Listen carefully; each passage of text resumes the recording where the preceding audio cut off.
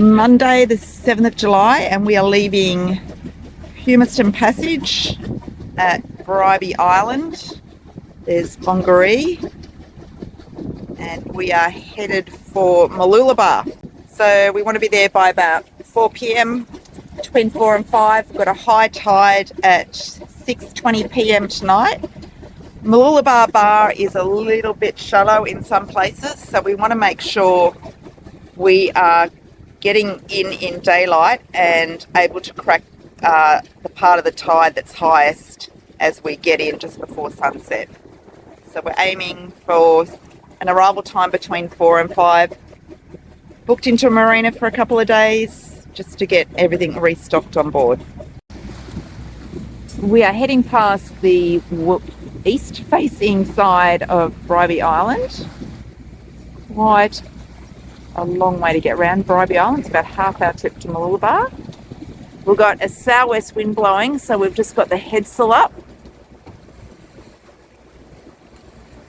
And how fast are we going? 7.1. 7.1 knots. We are got a bit of motor assist, but we're just going to get around the corner a little bit and just see if we can maintain 5 knots on the headsail. If we can, we'll just run with that. Quite a few boats out today. Everyone's heading north. Great wind today to head north. There's just some northerlies coming in over the next few days, so I think everyone's trying to get north. But there's beautiful Bribie Island. Just off Bribie Island Surf Club at Wooram.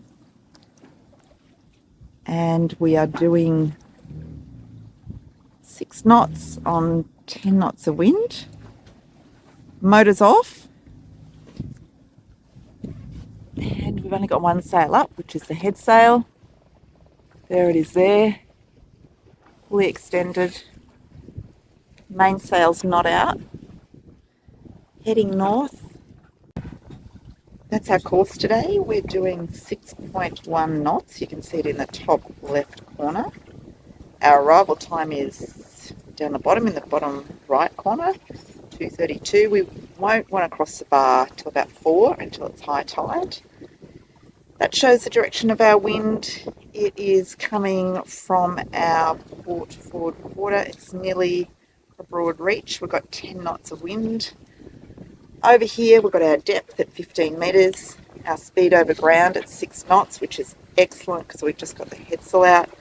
We've got the sea temp at 17.3 degrees, which is warmer than the 15.7 degrees that we swam in at Peel Island 2 days ago, which was pretty damn brisk. We are on a heading of 341 degrees, not quite 360, which is north. It is just bearing a little bit to the west.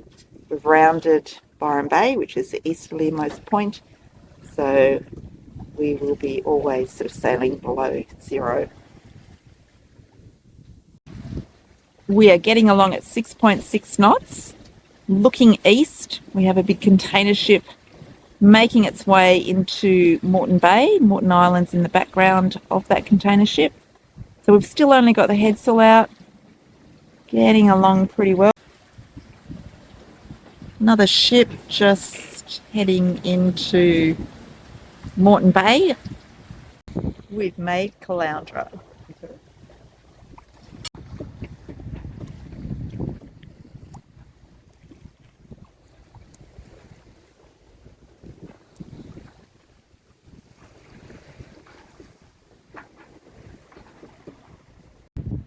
I'm thinking this would have to be the biggest ship that we've seen so far on our journey north.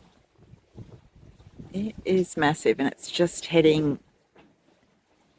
We've still got the sail up as we head up to Point Cartwright, which is the headland before you turn into Mooloolaba.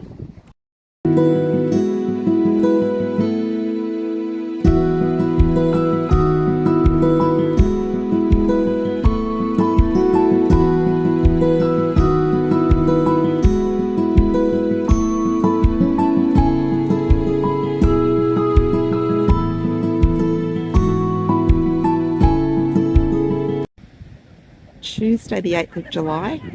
This could be the skinniest building in Mooloolaba, right on the beach. Looking up between flags, Mooloolaba Surf Club. Beautiful day. Looking north, that's where we'll be off on Thursday. All the way back.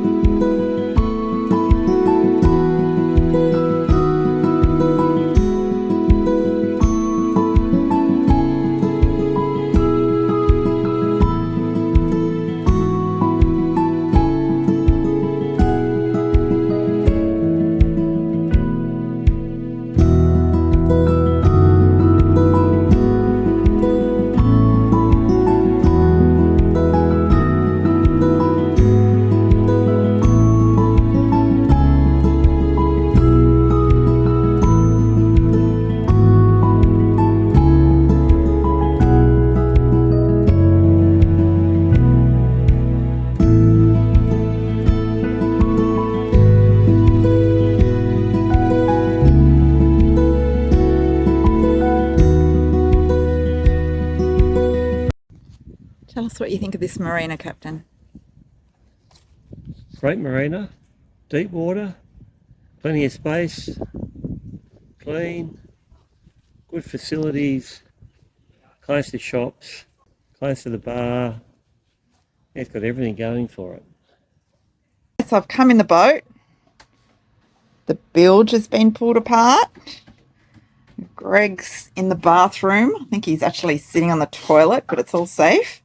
And he's got his torch on, so I know something's going down. There's been a little bit of a leak in our bathroom. So not a saltwater leak, which is good, but a freshwater leak. So if you have a look in here, this is typical of older boats. The plastic hardware starts giving away, and you can see there's a split here where the plastic fitting screws onto the brass. I think they call it a BP19 or something like that. But this is the replacement I've got. So to get that off, you remove that cover, comes off, and this safety ring comes off like that. And then, contrary to all logic, you actually push that collet in like that, and what that does is it releases these little stainless steel claws in here which grab onto the pipe. Now there's an O-ring in there, and that helps seal the pipe. So now that I've pushed that little collet in, this pipe should release, which it does. And a lot of people I've talked to, they just pull and pull and pull because they think the pipe should just come out, but it doesn't. You've got to release it with this little collar. It's got to be pushed forward. What's it called? A collar? A collet. Collet. Collet. That's what I call it anyway, but you can call it a locking collar, I guess. I'm sure the plumbers out there would know the real term. So all I've got to do is, obviously, because this hasn't got, it doesn't move, you've got to screw this on first, then push the pipe in later. And remember to put the little clip in so it doesn't come out accidentally. Yeah. Anyway, that's the job today. So I'll unscrew that, probably with a shifter, and I'll clean it up, and I'll put some. So there is an O-ring in there. So I'll put some, probably put some silicone grease in there, do it up tight, put the pipe in, check for leaks. Another little job done. Woo.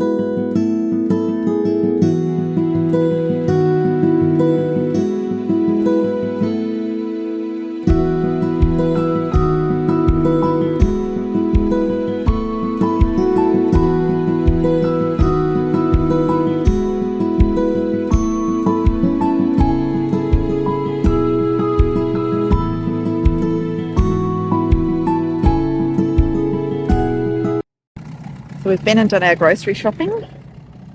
Got it all loaded up in the front of the dinghy. Next thing is diesel. And unfortunately we couldn't get any gas, but we've got a plan for that. So apparently you're not meant to anchor in here, but we've got a couple of boats on anchor. We're assuming they haven't got much chain out. Otherwise they'd swing into each other. Hopefully there's no big winds. Right, so we've got our fuel.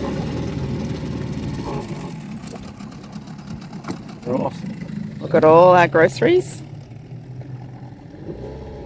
And we are headed home to unload.